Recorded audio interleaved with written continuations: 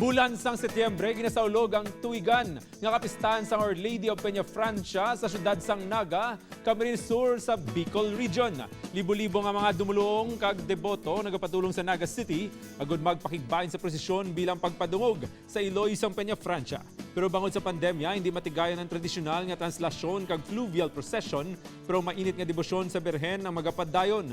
May kang tanan sini, ginaagdang tanan nga magupod sa pagtan-aw sang dokumentaryo nga Ina, Inner Words and Inner Hearts. Buong puso ay gadulong sa inyo ang espesyal nga programa nga ini sang Archdiocese of Caceres Bicol Black Multimedia and Public Affairs kag GMA Regional TV.